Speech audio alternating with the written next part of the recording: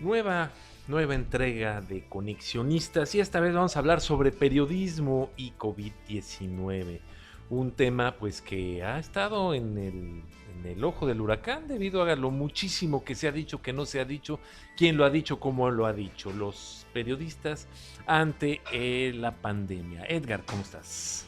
Armando, amigos de Conexionistas, ¿cómo están? Hoy hemos conectado con un periodista de profesión, de corazón, que ha estado fuera, dentro de la trinchera y que su experiencia nos va a ayudar a entender cómo es que este COVID ha afectado esta profesión y el mundo que se está construyendo a través de la cantidad de información aparentemente sin control. Acompáñenos. Yo soy Armando Reigadas y esto es Conexionistas y el día de hoy tenemos un tema muy interesante, los efectos del COVID-19 y el periodismo. Y para esto vamos a conectar con un abogado, periodista, escritor, académico, pero sobre todo un gran amigo, amigo ya de largo tiempo, Edgar. ¿Qué tal, amigos de Conexionistas? Armando, hoy tenemos la suerte de hablar con Alejandro Envila Fischer. Alejandro es, ya lo dijo Armando, es un abogado y que su experiencia en medios, en, en toda la presencia, en todos los ángulos que pues, se pueda tener en el medio de comunicación, nos va a ayudar a entender qué es lo que está pasando ahorita con los medios, si debemos hacer algo con ellos, si este es el momento de observar el comportamiento que tienen como ciudadanía, qué podemos hacer. Alejandro, muchísimas gracias, ¿cómo estás? Edgar Armando Reigadas, Edgar Rodríguez, muchísimas gracias por la invitación. Es un privilegio platicar con dos excelentes personas, dos grandes amigos, ya lo decía Armando, de muchos años además. Y bueno, pues en una circunstancia compleja para el mundo, compleja para la sociedad, eh, compleja para las sociedades avanzadas y para las sociedades no tan avanzadas, desarrolladas, menos desarrolladas, y para todas las actividades, ¿no? Creo que el mundo se está redefiniendo a una velocidad que no nos imaginábamos. Si creíamos que la era digital movía las cosas a velocidades impresionantes, bueno, pues esta pandemia las está moviendo todavía mucho más rápido. Y el periodismo no es la excepción, de verdad, ¿eh? Yo les agradezco a los dos. Repito, es un privilegio estar en Conexionistas con ustedes. Muy bien, Alejandro. Y bueno, pues son momentos, lo comentábamos antes, ¿no? Que no sabemos cómo vamos a vivir, no sabemos qué va a pasar, no sabemos qué consecuencias tendrán. Pero sin embargo, y eso antes de que comenzara la cuestión del COVID, mucho antes, pues ya venían muchos cuestionamientos sobre la prensa, ¿no? Tenemos un régimen en el cual pues de repente tiene periodistas amigos, tiende a atacar al periodismo.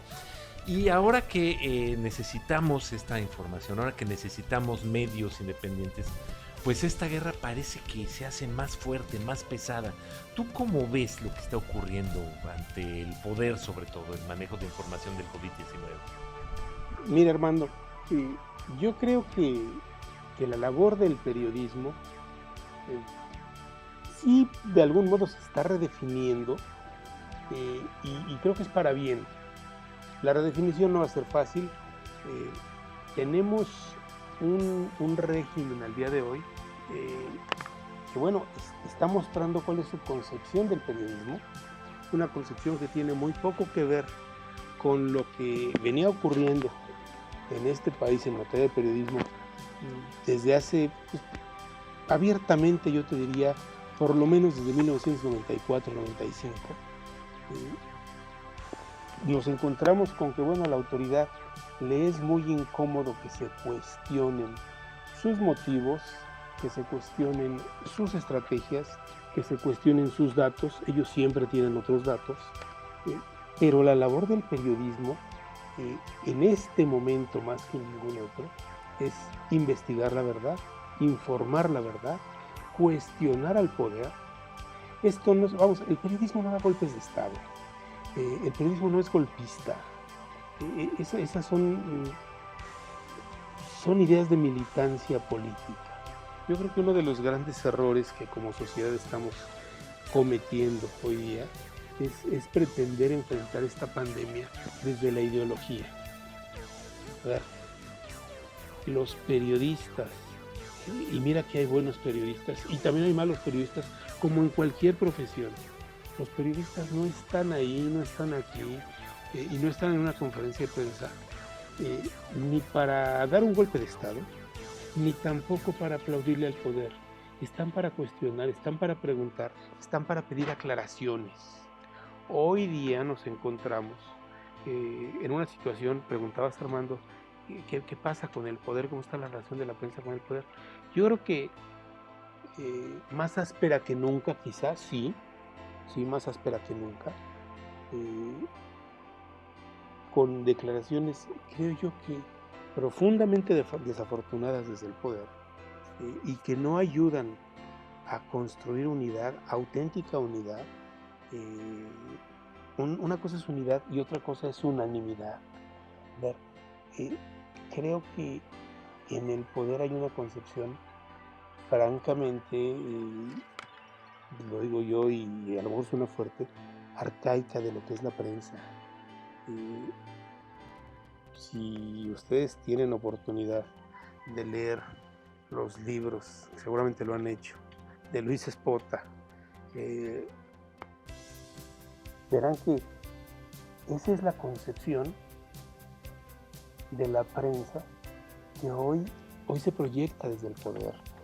Una prensa que aplauda, una prensa que no cuestione, una prensa que haga juicios ideologizados acerca de la forma en la que el poder, el gobierno, las autoridades enfrentan una situación que a todos, ya lo decíamos al inicio del programa, a todos está afectando.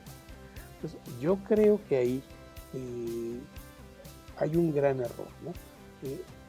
Esto no se enfrenta con ideología, creo que se enfrenta con ciencia, con la ciencia médica, con la ciencia económica, y al periodismo le corresponde, en mi opinión, el complicado e incómodo papel de cuestionar todas y cada una de las cifras que la autoridad, todas y cada una de las estrategias que la autoridad, todas y cada una de las ideas, de los decretos y de las normas que la autoridad esté lanzando para atacar este fenómeno, esta pandemia, que bueno, nos tiene a todos encerrados en nuestras casas, además tiene la economía del país, los empleos del país paralizados y en muchos casos, tristemente, en procesos de extinción. Oye, Alejandro, a mí me cuesta mucho trabajo entender, porque escuchándote, me parece que cuando hablamos del poder público. Y esta concepción de la prensa que se acerca y se cobija, vive o le enfrenta al poder público, y en esa lectura la comparto. Pero creo que hay otro poder en que la evolución del comportamiento de los medios de comunicación no podemos entender esta si no hablamos del poder privado. Porque en el momento, y esa es la forma en que lo veo, en el momento en que el medio se hace negocio o el medio se hace un instrumento del poder privado, entonces tenemos esta función atrapada entre dos espacios de poder, el público y el privado, y el que no veo es el poder ciudadano. No veo yo ejemplos de medios sirviendo al poder ciudadano, veo medios sirviendo al poder público o en contra del poder público, y también me cuesta trabajo encontrar medios francamente abiertos en contra del poder privado, es decir, declaradamente abiertos. Entonces, tiendo a pensar al medio y a la labor del periodismo como una herramienta en donde la búsqueda de la verdad dejó de ser un fin para convertirse también en otra herramienta, ¿no?, para acercarse a espacios de poder. Lo que quiero explorar contigo es en esta evolución de los efectos del COVID-19, ¿qué se puede hacer como ciudadanía, así como los periodistas tienen que cuestionar al poder público, y me gustaría verlos más cuestionar al poder privado, para que la ciudadanía cuestione a los medios también? Porque parece ser que no tienen freno. Yo te diría de entrada, Estoy de acuerdo contigo, el periodismo tiene que cuestionar el poder, sea público o privado, sea público o privado. Ahora, aquí me gustaría hacer una distinción. El periodismo, el medio es una cosa, el periodista es otra cosa. El medio es una empresa, generalmente es una empresa. Y como empresa tiene una lógica en la que, por lo menos, lo primero que tiene que buscar es sobrevivir. ¿Sí? Y efectivamente eso los hace, a los medios, los hace buscar el ingreso en el poder público o en el poder privado o en el poder social. Bueno, ahí hay menos posibilidades de generar ingresos para sobrevivir. A ver, tener al aire una emisora de radiofónica tiene un costo. Tener al aire un canal de televisión tiene un costo. Poner en circulación un medio impreso de papel, de esos que decían que ya no iban a existir, pero siguen existiendo, y mira que cómo incomodan hoy al poder público y al privado, aunque no estén en su mejor momento, tiene un costo. Una es la labor del medio, otra es la labor del periodista, que se ve atrapado, y no voy a justificar a ningún periodista, pero se ve atrapado entre los intereses del medio, su responsabilidad de perseguir la verdad y de publicar información, y las presiones del poder, sea poder público o poder privado. ¿Por qué? A ver, lo decías con absoluta claridad y certeza. Los medios cuestionan más al poder público que al poder privado. Sí, aunque yo te podría poner muchos ejemplos en los que el cuestionamiento del poder público va de la mano con el cuestionamiento del poder privado.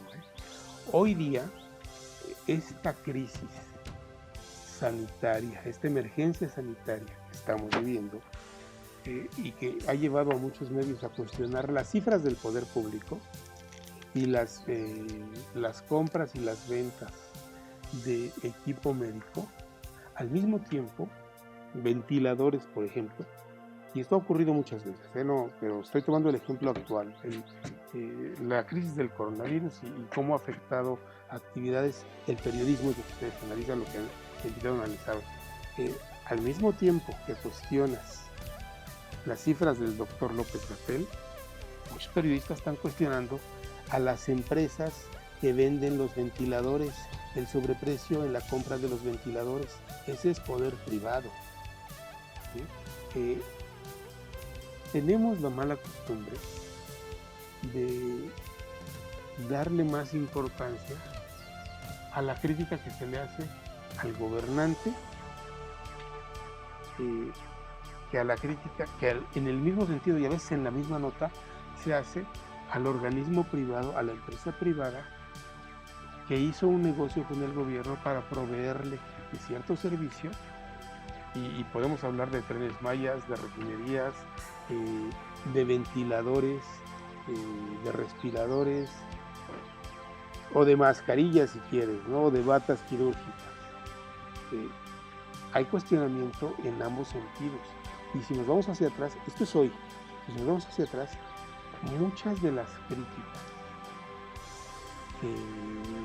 que los periodistas hacen de los reportajes que presentan, de los reportajes de investigación, cuando se habla de corrupción específicamente, llevan una crítica y desnudan una historia que te habla de una compra de gobierno hecha de manera indebida y de una empresa privada que se benefició con esa compra de gobierno hecha de manera indebida. Es decir, corrupción de parte del poder público en el ejercicio del presupuesto público y corrupción de parte de un proveedor de gobierno que es una empresa privada con nombre y apellido y que se benefició de esa compra de gobierno con un sobreprecio, pagando una comisión para hacerse de un contrato, entregando material indebido, entregando una obra con vicios ocultos. Si hay un cuestionamiento a los dos, lo que pasa es que como sociedad normalmente le damos poca importancia, y también como prensa a veces no le damos la misma importancia al señalamiento que hay a las empresas privadas. Creo que tendríamos que aprender todos a revalorar el trabajo periodístico, y con esto me refiero también los periodistas tendríamos que también ser más cuidadosos en darle el equilibrio informativo, en darle los matices específicos a la información, porque la corrupción normalmente tiene dos vías, y una es pública, una está en el sector público y otra está en el sector privado. A veces es el ciudadano que da la mordida y muchas veces es la empresa que da una mordidota para hacerse de un contrato de manera indebida, aunque haya una licitación o estas famosas licitaciones restringidas, que por invitación restringida es el nombre. Bueno, ya saben quiénes se inscriben, quién va a ganar, ¿no? Y son 3 o 4 empresas coludidas con funcionarios, y ya saben que se tienen que inscribir todas, y un concurso le toca a una, otro concurso le toca a otra, y otro concurso le toca a otra. Y entonces simulan una competencia que no existe. Hay una connivencia entre 3 o 4 grupos del sector privado y uno o varios funcionarios públicos en un esquema que yo te diría, podríamos calificar hasta de delincuencia organizada. Sin duda. Y que pensemos en el ciudadano de a pie, en este ciudadano que está viendo cómo pasa información, y alguna vez escuchaba a un amigo colombiano y me decía, estamos experimentando obesidad mental, ¿no? Estamos consumiendo más datos de los que somos capaces de procesar y nuestros cerebros se están llenando de porquería que no necesitamos. ¿Qué puede hacer el ciudadano de a pie para entender cómo diferenciar, ¿no?, este medio al que tiene que seguir, alejándonos de la estridencia, del escándalo, de la nota rosa, roja, amarilla, del color que le pongas? Porque me parece que estos momentos, y a lo mejor no estamos de acuerdo, una de las cosas que han generado es una audiencia doblemente cautiva. Es decir, me parece que ahorita el espacio para la sospecha es muy grande, el fomento a las historias, digamos, fantásticamente construidas es ideal, pero no el fomento a la razón para decir, a ver, demos 2 pasos atrás. Entonces, del lado de los ciudadanos, ya no del lado de los medios, ¿qué hacer, Alejandro? Porque como que todo está muy mezclado, ¿no? Todo está muy mezclado, tienes toda la razón. Coincido con este colombiano que ya estamos experimentando obesidad informativa, creo que fue el que me empezaste. Efectivamente, hay una sobrecarga de información, hay una sobrecarga, te diría, más que de información, una, de opinión, y 2, de desinformación. Tiene un rato grande, tiene ya mucho tiempo, te diría algunos años, que la sociedad, en mi opinión,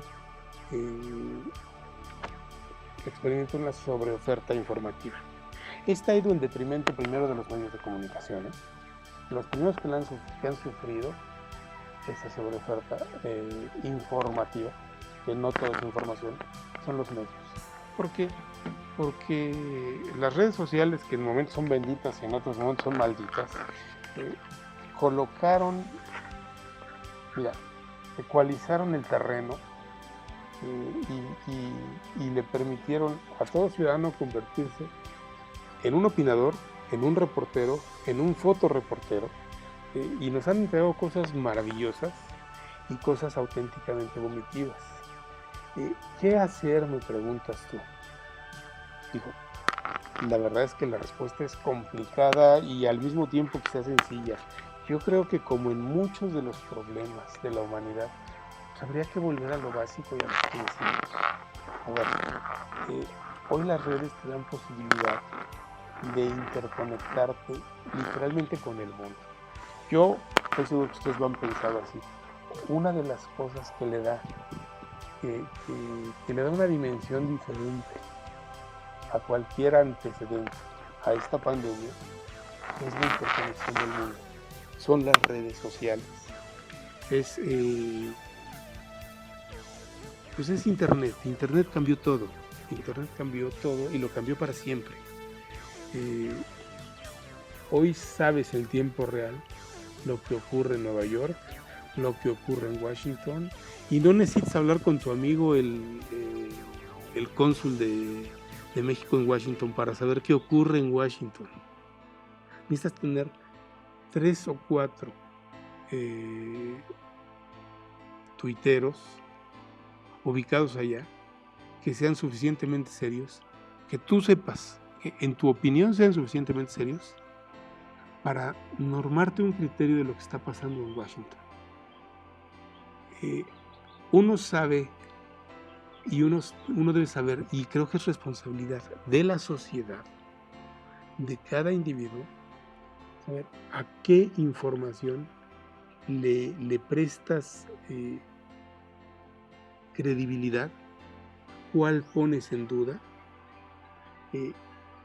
cuál no pones en duda. Desafortunadamente, mira, yo creo que, y voy a decir algo que puede sonar fuerte y mucha gente puede no estar de acuerdo en esto, pero así como las sociedades tenemos los gobiernos que nos merecemos, los gobernantes que nos merecemos, los medios de comunicación que nos merecemos, también los medios y los países y los estados tenemos a las sociedades y a los ciudadanos que hemos formado. A ver, a veces es muy sencillo, no digo que siempre, darte cuenta de lo que es una noticia falsa, de lo que es una noticia cierta, de lo que es una noticia que tiene visos de verdad, de lo que es una opinión, de lo que es un insulto. Bueno, últimamente a veces es muy fácil darte cuenta, si tienes la voluntad de hacerlo, distinguir. Hoy nos encontramos en una época en la que desde los medios se insulta al poder y desde el poder se insulta a los medios y desde el poder público y desde el poder privado, no solo desde el poder gubernamental. Pero desde la sociedad se insulta a los periodistas, se insulta a los medios, se insulta al poder, y estamos metidos en un intercambio a eso me refería yo cuando hablaba de tenemos un exceso no solo de información, un exceso de opinión, y opinión que muchas veces tiene muy poco fundamento. ¿Qué hacer? Vuelvo a tu pregunta y con esto trato de responderla. Yo creo que tratar de ser todos un poco más responsables. O sea, podemos debatir muchas cosas. Tú y yo hemos discutido muchas veces y no siempre estamos de acuerdo, y seguramente en esta conversación en muchas cosas no estamos y no estaremos de acuerdo, y no necesitamos insultarnos, no necesitamos convencer al otro, y tampoco necesitamos terminar peleados si no pensamos igual. Necesitamos, creo yo, ¿qué hacer? Bueno, entender que todos vivimos en este planeta, que todos vivimos en este país, que hay vida, no sabemos de qué tipo, pero hay vida después de la pandemia, después del encierro. Y algo que a los mexicanos en particular nos ha costado mucho trabajo. Creo que debemos dejar de tener miedo a coincidir. Tenemos un miedo pavoroso a coincidir y a concederle la razón al otro. Tenemos muchos desacuerdos como sociedad. Necesitamos desde hace rato, y creo que hoy se nota, pero esto no es de ahora, esto es por lo menos de hace 30, 40 años. Necesitamos aprender a coincidir, no tenerle miedo a la coincidencia. Si el señor presidente de la República dice algo sensato, hay que apoyarlo.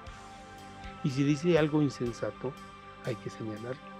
Pero por consigna, siempre en contra, por consigna, siempre a favor, eso nos hace daño. Nuestros políticos aprendieron a coincidir en los últimos 20 años. Desafortunadamente aprendieron a coincidir para compartir el poder entre diferentes partidos y no para cambiar al país. ¿Sí? Creo que nosotros como sociedad tendríamos que empezar a entender que nuestros políticos son el reflejo de nosotros mismos como sociedad, que nuestros empresarios abusivos son el reflejo de nosotros mismos como sociedad.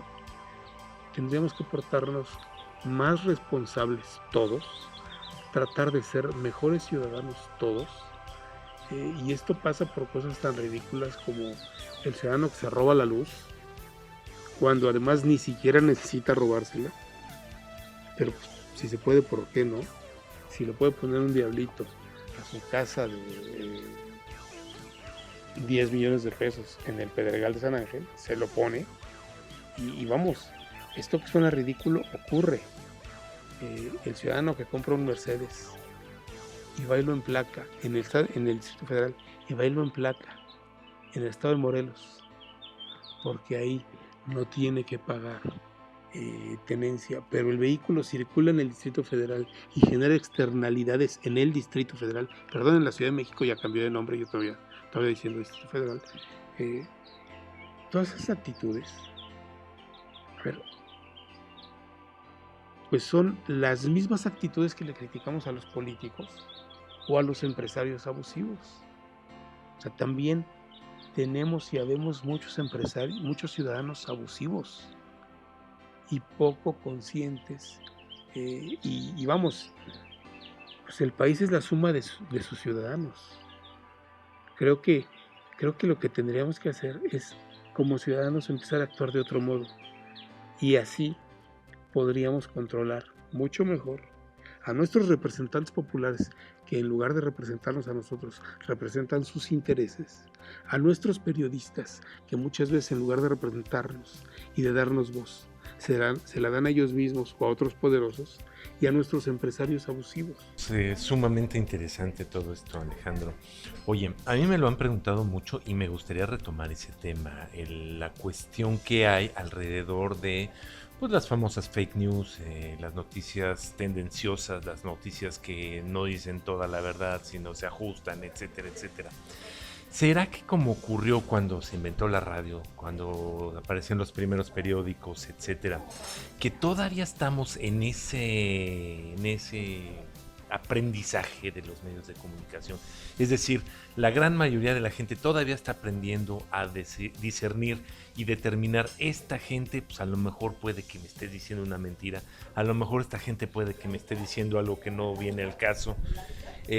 ¿Va por ahí la cosa? Mira, yo creo que sí va por ahí, siempre va a ir por ahí.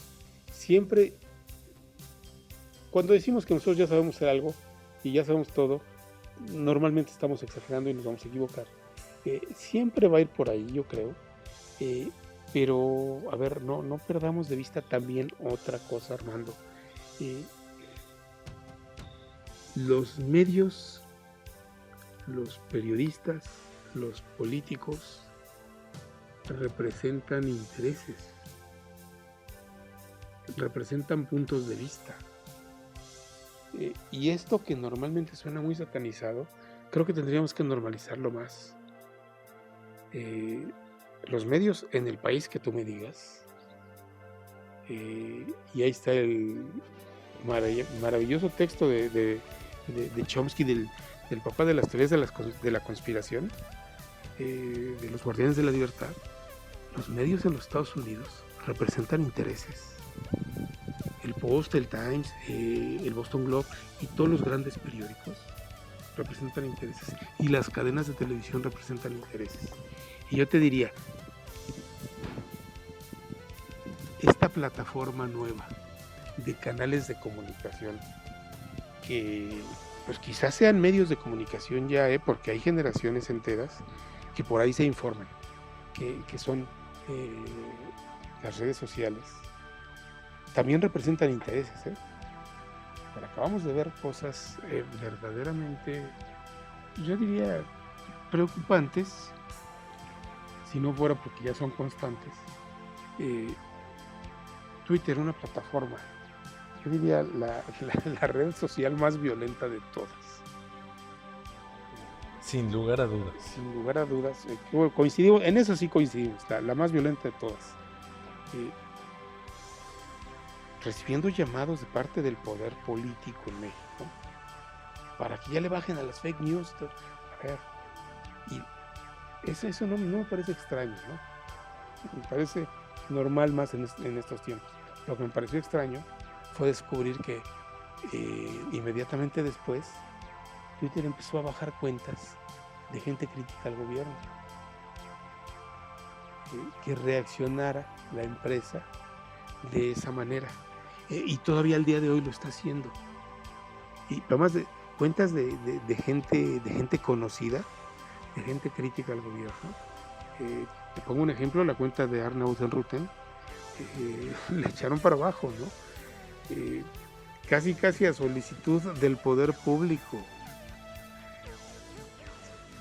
Quien haya seguido la trayectoria de Arnaud sabrá que es hipercrítico, y yo lo he leído, sí, tan crítico al presidente de la República de hoy, como lo leí crítico, siendo un expanista, a Felipe Calderón, a Enrique Peña Nieto, a Vicente Fox. Bueno, yo creo que Arnaud debe ser crítico hasta con sus hijos, ¿no? Y Lía Trueba lo mismo. Vamos, empezamos a ver actitudes de censura en las redes sociales, y no de censura contra cuentas que se dedican a insultar, sino contra cuentas extremadamente críticas. Yo creo que, mira, sí, la gente está empezando a discernir, y está aprendiendo a discernir quién me dice la verdad y quién me dice una mentira, pero ese es un proceso que va a permanecer, porque eso sigue ocurriendo en los medios tradicionales, y ya tienen, ¿cuántos años tienen la radio? ¿Cuántos años tienen la televisión? ¿Cuántos años tienen los periódicos? Sigue ocurriendo en esos, y en estas nuevas carreteras de la información, en estas nuevas plataformas de información, en el mundo digital, por llamarlo de alguna manera general. Esto va a seguir pasando, repito. ¿Por qué? Pues porque los medios representan intereses, y como tal, yo te diría, los medios representan intereses, los tuiteros, los youtubers, los influencers y todos esos nuevas actividades, yo no sé si sean profesiones o no, todas esas nuevas actividades también representan intereses. Entonces, yo creo que no es un pecado representar intereses. Sería mejor que tuviéramos claridad respecto de qué intereses representa cada medio, cada opinador, cada periodista. Eso va a ser muy difícil que ocurra, porque no se clarifica prácticamente en ningún lugar del mundo. Pero creo que es parte de la labor del ciudadano ser escéptico, así como es escéptico ante sus políticos, ser escéptico ante sus periodistas, ser escéptico ante sus empresarios, y a todos tratar de juzgarlos bajo las mismas reglas. Esta fórmula de, pero antes no decían nada y antes robaban más, a ver, eso es un sinsentido. El hecho de que el gobierno anterior hubiera sido el más frívolo del mundo, de la historia mexicana, si lo quieres calificar o si lo queremos calificar así, eso no le da permiso al gobierno actual a cometer errores, más que a cometer errores, diría, no le da permiso a asignar compras sin licitación, a violar la ley, a ir a comprar pipas al extranjero y resulta que las pipas llevan más de un año que no aparecen. Vamos, los excesos del pasado no justifican los excesos del presente. Y creo que en eso los ciudadanos tendríamos que ser muy claros. A ver, así como le exigimos, porque es una mentira, es una falsedad, que antes se quedaran callados y no se le exigiera Yo recuerdo, y yo creo que ustedes dos recuerdan perfectamente, el primer presidente mexicano, abierta, profundamente criticado y vilipendiado en la prensa, un día sí y otro también, se llamó Ernesto Zedillo Ponce de León. Y de ahí para adelante no ha parado, ¿eh? No veo por qué vaya a parar hoy. Me parece profundamente ofensivo que hoy desde el poder se le diga a la prensa, muerden la mano que les quitó el bozal. A ver, perdón, yo tengo 30 años de ejercicio periodístico y a mí no me quitaron el bozal, ¿eh? Eso te lo pueden repetir muchísimos periodistas, reporteros, opinadores, directivos de medio. A ver, nadie nos vino a quitar el bozal. Entonces, no le debemos lealtad, aunque hubiéramos tenido un bozal y nos lo hubieran quitado, no le debemos lealtad a nadie, ¿eh? Le debemos lealtad a los hechos. Y Armando, tú conoces perfectamente esto. A ver, los hechos son, en periodismo los hechos son sagrados, la interpretación es libre, ¿sí? Yo puedo, como ciudadano, creo que tendría que aprender a distinguir los hechos de la interpretación y de la opinión. Y luego a conocer a quien opina y a quien reporta hechos y a quien hace las dos cosas. Y como ciudadano, pues yo tengo la obligación y la responsabilidad de distinguir quiénes son los periodistas éticos, quiénes son los políticos éticos y quiénes actúan de otra manera. Yo soy quien tiene que determinar qué vale y qué no vale en esta obesidad informativa de la que hablaba Edgar. Alejandro, de cara, vamos, no quiero yo invitarte y sería irresponsable de mi parte y yo creo que hasta tonto hacer un ejercicio prospectivo para imaginarnos cómo va a ser lo que nos depara, porque yo no tengo ni idea y creo que muy pocos tengan alguna idea, pero sí veo una oportunidad para empezar a configurar una nueva realidad y aclaro mis convicciones. No imagino el ejercicio, no imagino ninguna democracia liberal que se respete a sí misma sin un ejercicio de periodismo, no importa qué tan serio sea. Yo lo considero como una condición necesaria, es decir, yo prefiero siempre un mundo donde haya periodistas que exageran, poco éticos, que un mundo sin periodismo. Es mi convicción. Montados en el hecho de que los necesitamos, que para construir país, para recoger los pedazos que van a quedar, vamos a necesitar un ejercicio periodístico más balanceado. Encuentro un arma de doble filo en lo siguiente: si caminamos la trayectoria o el camino de empezar a hacer más transparente esta vida que tú, como lo acabas de decir, del periodismo, decir, oye, hay que ser no solamente intelectualmente honestos, sino económicamente honestos. Hay que empezar a decir, sí, yo soy esta empresa, estos son los intereses y a partir de aquí estos son los hechos y esta es mi opinión, para evitar este juego de la simulación, que me parece que sería una utopía y podría ser, digamos, una vía para avanzar. Pero por otro lado, el doble filo es que también es cierto que el ejercicio periodístico está y ha estado, y me imagino que seguirá estando, ¿no?, en escenarios de riesgo que atentan contra las propias vidas de los periodistas, ¿no? Hay episodios, y tú más que nadie conoces ese tema. Entonces, no veo yo un diálogo, una mesa, una conversación, una agenda de construcción, como bien dices, que empiece a hablar de un nosotros, y nosotros es no nosotros periodistas, sino nosotros ciudadanos periodistas, para decir, señores, este es el tipo de periodismo que vamos a necesitar, que requerimos para sacarnos adelante lo que sea. ¿Cómo crees que esto se pueda construir? Si es que se puede construir, y a lo mejor me dirás, Edgar, olvídalo, eso es una utopía, gracias por participar y no volvemos a tocar el tema. No, yo creo que desafortunadamente no está en la conversación en este momento, lo ha estado en otros. Hoy la agenda y el tema pandemia desplazó todas las conversaciones, pero esto va a regresar, y va a regresar dentro de la propia pandemia, ¿no? Yo te diría, ¿qué clase de periodismo necesitamos hoy y vamos a necesitar hacia adelante? A ver, periodismo de datos, periodismo de mucha reflexión, periodismo crítico y periodismo de mucha seriedad. Lo mismo que hemos necesitado siempre, ¿eh? Y que no nos dimos cuando no teníamos pandemia, que no nos dimos cuando teníamos petróleo a $100 el barril. Vamos, sí hay ejemplos de periodismo serio a lo largo de la historia y ha habido muchos. Yo te diría, quiero creer que hay más ahora. Quizás se pierden porque hoy hay plataformas informativas o plataformas desinformadoras, de las dos, que avasallan las opiniones serias.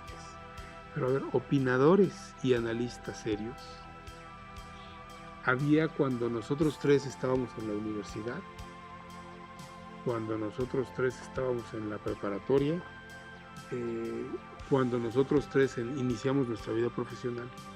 Los ha habido, yo creo que siempre.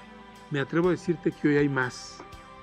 Me atrevo a decirte que hoy la tecnología y el desarrollo político también, porque sería una mezquindad negarlo, con todos los problemas que tenemos, con todas las insuficiencias, este país ha cambiado y sigue teniendo muchos rezagos, pero ha cambiado en muchas cosas y ha cambiado para bien, y me hago cargo de lo que estoy diciendo. Tenemos hoy más facilidades de las que teníamos en los años 80 para expresar nuestra opinión. Este ejercicio que estamos haciendo, los conexionistas, esta idea de Edgar Rodríguez y Armando Reigadas, es un ejemplo de ello. ¿Sí? Los mecanismos para distribuir contenidos hoy son otros. Armando, bueno, lo sabe porque es un especialista en esto. La tecnología nos ha permitido estar interconectados. Los tres estamos en 3 ciudades diferentes y estamos platicando.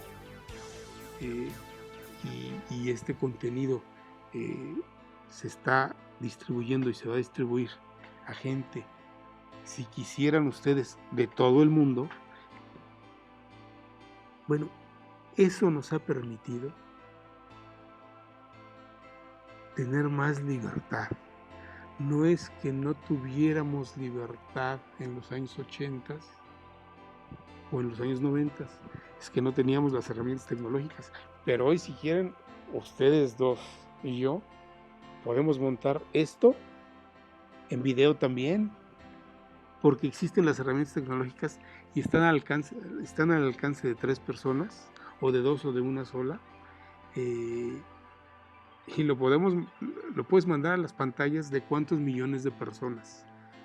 Ese avance, el avance tecnológico y el desarrollo político.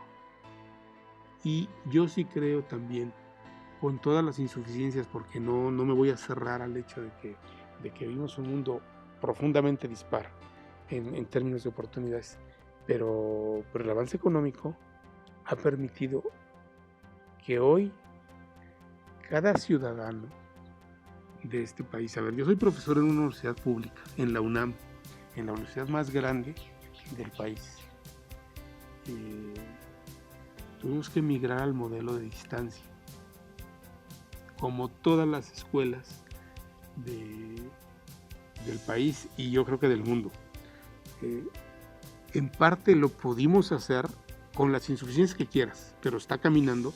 La Facultad de Derecho, donde yo soy profesor, no está cerrada, está funcionando.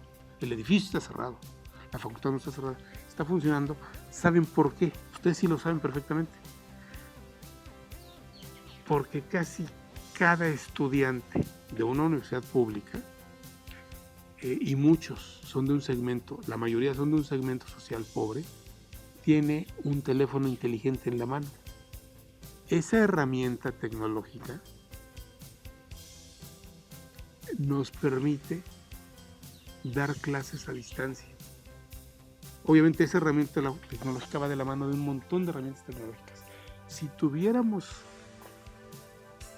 y no quiere decir, no estoy hablando de que el mundo sea color de rosa y de que México esté en jauja, no hombre, estamos ante la peor de las crisis económicas de nuestra historia, yo creo, y no quiero ser alarmista, pero sí.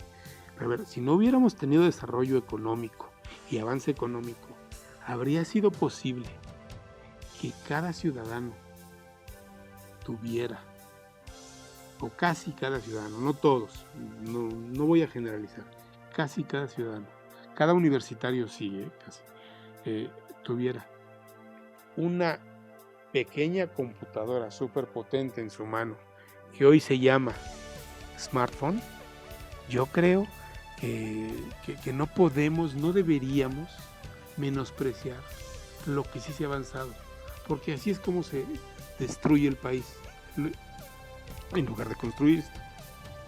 Sin lugar a dudas, es una reflexión muy interesante, y sobre todo que es algo que yo lo había pensado mucho, ese tema de pues, el simple hecho de traer una computadora en la mano, ¿no? Mal llamada teléfono, pero pues, todos tenemos acceso a esto. Ahora, tú comentas varias cosas, y ya para finiquitar esto, porque ya el tiempo se nos está viniendo encima. Mencionaste Spota y todo lo que fue su serie del poder, en el sentido de pues, una prensa que en ese entonces estaba domesticada, por decirlo menos, ¿no? Mencionaste a Ernesto Zedillo, el primer presidente que empezaron a cuestionar y pues criticar, y vamos a decirle incluso hasta vilipendiar a través de los medios de comunicación. Y llegamos a una época en que obviamente muchísimos periodistas, muchísimos opinólogos, pues cuestionan seriamente al poder. Van muy duro y saben que pues a los que están arriba hay que criticarlos. ¿Por qué? Pues porque son los que manejan a final de cuentas nuestros destinos, ¿no? Hay marcha atrás en esto. ¿Es posible que un régimen en un momento dado pueda, como dicen los gringos, regresar los gusanos a la lata? Yo creo que afortunadamente, Armando, Edgar, no hay marcha atrás en esto, tendríamos que desconectar al país. De verdad, insisto, el desarrollo tecnológico, ese tren de desarrollo en el que México sí se subió, aunque a muchos no nos guste, aunque tenga insuficiencias, ese mundo neoliberal del que México forma parte, no se va a cancelar. Sí se está modificando con la pandemia en todo el mundo, sí se va a modificar, no se va a cancelar. Yo creo que no hay marcha atrás en muchas cosas. Es imposible, ¿no? Los tiempos no dan, la tecnología juega en contra de quien pretenda cancelar libertades. No me queda duda que habrá políticos, empresarios, líderes sociales y demás que quieran dar marcha atrás, No me queda duda que habrá intentos. Personalmente yo creo que no hay manera de dar marcha atrás a una sociedad que ya se acostumbró y que a lo mejor hoy vive el libertinaje de tener acceso, de tener la capacidad de insultar a quien quiera a partir de una red social o de una red de amigos de ocio. A ver, ¿ustedes conciben a los jóvenes de hoy sin la cultura de los memes? ¿Ustedes los ven dejando de burlarse de todo y de todos en una actitud irresponsable, pero muy de juventud? Como digo, nosotros también fuimos jóvenes, desafortunadamente ya no lo somos, y a lo mejor lo que tenemos es envidia, pero yo creo que no hay marcha atrás. Necesitaríamos desconectar al planeta, porque México no es una isla. México no es una isla, y el mundo, a ver, la globalización, mis queridos amigos, empezó hace mucho, pero yo le pondría una fecha, 1492, cuando Cristóbal Colón llegó a América. El mundo se expandió y se hizo más chico al mismo tiempo. La globalización ha venido caminando y no va a regresarse. Digo, si China está metida en esto, yo no veo a México involucionando. No tengo duda, les repito, de que habrá políticos, habrá empresarios, habrá líderes sociales que quieran involucionar, pero no veo manera de que esto vaya para atrás, ¿eh? Y ahí coincidimos totalmente. Alejandro, el tiempo ya nos comió, que esa es otra coincidencia. Pero déjame cerrar porque hiciste una reflexión que me parece provocadora y a la vez insuficientemente debatida. Yo creo que me parece que es una de las puertas para empezar a cambiar esto, cuando mencionabas que del lado de las responsabilidades, también los gobiernos, las empresas, las instituciones que tienen poder, ¿no?, son lo que son porque se han encargado de producir los ciudadanos que también somos. Y en esta reflexión de conciencia mutua, de no delegar responsabilidades hacia arriba, porque como mexicanos nos encanta, creo que has dado en el clavo. Es decir, para mí fue revelador esto que has comentado, en el sentido de sí, yo también soy producto de eso y tengo que asumirlo. Y si quiero cambiar, no basta nada más esta idea romántica de empezar por mí, sino tiene que ser empezar por muchos y multiplicarla. Entonces, esa es una cosa que queda en la mesa, una reflexión que habrá que insistir, darle vueltas, ver pros y contras. Y me gustaría hacerte explícito que aquí tienes la puerta abierta y sobre todo a la luz de lo que está pasando, Alejandro, valdría la pena, si te parece bien, abusar de tu tiempo, porque esto se está conformando. Entonces, ojalá y que algunas de las cosas que aquí comentamos ocurran en los momentos que están por venir, y si no, pues para poder monitorear y tener en el radar aquello que se nos escapó. Gracias, Alejandro, por tus comentarios, por tu experiencia sobre todo, y por hablar de manera libre en este espacio, que es lo que estamos persiguiendo. Gracias. Edgar Rodríguez, Armando Reigadas, yo estoy siempre a sus órdenes, agradecido de tener la oportunidad de platicar con ustedes, y en el momento que ustedes me convoquen, me inviten, yo estaré ahí con ustedes. Magnífico. Oye, tú eres pues un muy activo en Twitter, en esa selva que se llama Twitter. Pues, ¿cómo podemos contactar contigo, además de Twitter, otras redes sociales que tengas? Mira, básicamente me muevo en Twitter y un poco en Facebook, donde estoy como Alejandro en Vila. Tal cual, Alejandro en Vila. A esas dos me dedico. He de confesar que prefiero el Twitter, pero bueno, Facebook es la red social más extendida y entonces hay que estar en ella también. Sí, claro, la presencia, pero sobre todo yo te sigo mucho en Twitter porque sí entras en controversia y de repente, y es interesante, es leerte y leer a la gente con la que discutes, ¿no? Muchísimas gracias, Armando, yo también te sigo, igual que Edgar, y les repito, un privilegio estar en este espacio con dos grandes personas, dos grandes profesionales y dos grandes amigos. Muchas gracias, Alejandro, y muchas gracias a ustedes por el placer de su escucha. Estamos en Conexionistas, una entrega más. Recuerden, la música que estamos escuchando de fondo es de Alejandro Saborit. A él lo encuentran en YouTube, en su canal particular, es Alejandro Saborit. Y el diseño es de Sofía Reynoso. A ella la pueden encontrar en Facebook, Sofía Reynoso Diseño Gráfico, y también en Twitter, Sofía Reynoso MX. Y si quieren conectar con nosotros, pues también en redes sociales, en La Selva que platicábamos ahorita en Twitter, como @conexionistasmx. Y también estamos en Facebook en diagonal Conexionistas MX. Nuestro canal en YouTube es Conexionistas México y también estamos en Spotify y en iVoox. Yo soy Armando Reigadas y esto fue Conexionistas.